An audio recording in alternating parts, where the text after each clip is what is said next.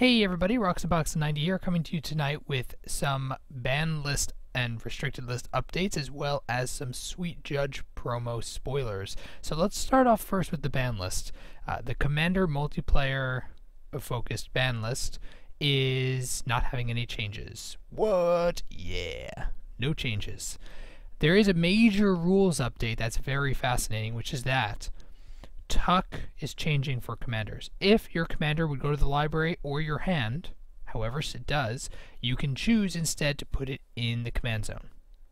So just like with the graveyard, if you want to go to the library or hand, you're allowed to let it, but you can put it back in the command zone. So pretty much it allows the same flexibility you had for when it would die to go to the graveyard, you can decide to put it in the command zone. You can do the same thing here, and you can do it multiple times, etc., etc.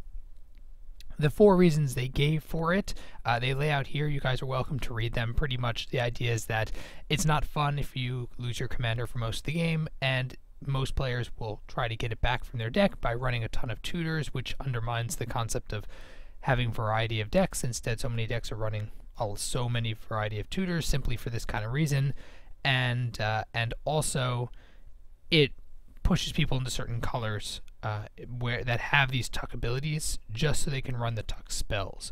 And so they give their background reasoning for it. I think it's a fine change. I don't really mind it, to be honest.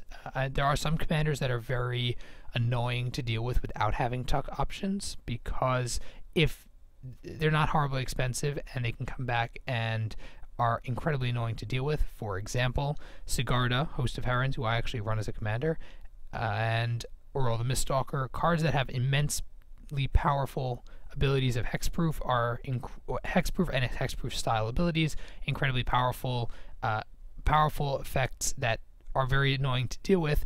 Tuck mechanics are some of the best ways to handle them, and removing Tuck mechanics as an option may potentially cause some other problems, but I see their reasoning.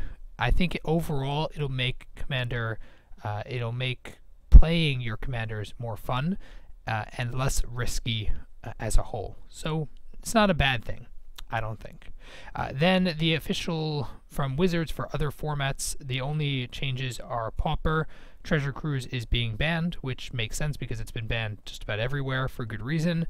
And they're also banning Skullclamp and 100 card Singleton, which it kind of makes sense. Skullclamp is insanely good in so many formats in so many ways. Why wouldn't they ban it here?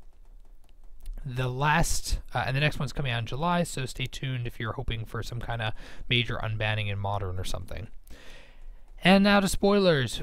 For Judge promos, yes, that is what you see with your eyes. Damnation is being printed as a Judge promo in the near future, which is kind of crazy because it implies, again, implies, not guarantees, but implies that Damnation is not going to be in Modern Masters 2, nor something like Magic Origins. And as a Judge promo, yes, it probably will help with getting more Damnations out there, but it also is not going to be printed widely enough to have a major impact. I'm happy they kept the artwork on Damnation, which I think is way better than the original promo, and it's super sweet that it is being printed as an option, so at least for people looking for foils, this will be a much, much cheaper way than the Planar Chaos version. Dualcaster Mage doesn't have a foil variant. It's definitely a playable card. Maybe not. It's definitely not as good as Snapcaster, and it's not quite as playable as expected, but people who want foils, this is the only foil copy, so that seems pretty sweet. Feld in the Third Path, same thing. There are no current foils of him, and he's an amazing commander, so thank you, Wizards, for continuing to take that into account. He's also amazing in Tiny Leaders, since he's playable there as well. Ravages of War is a reprint from Portal 3 Kingdoms, I believe, or one of those Portal sets.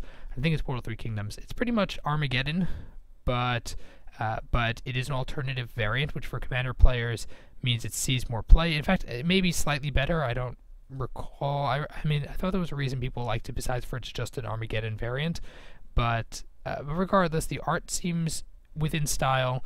It looks beautiful. Definitely going to see a good amount of play, and given how expensive Ravages of War is, I'm rather pleased. And the final card is Wasteland, which the art is nice. It's, I believe, the MTGO art, but really, do we need another promo Wasteland? I mean, it's not dramatically decreasing the pricing, to be honest, and it's we already, this is I think the third promo of Wasteland. couldn't print another very expensive multi-format playable card. Wizards, please. Not so happy about the Wasteland. The rest of them I think are all home runs. I think they're all good cards and definitely ones that people want foils of. So that's all wins. But Wasteland is... I'm not a fan. I'm not a fan. But really, what do you guys think about both the Commander announcements and the Judge promo spoilers? Do you like them? Do you not like them? Which cards did you wish they had done? Which cards do you hope they do in the future?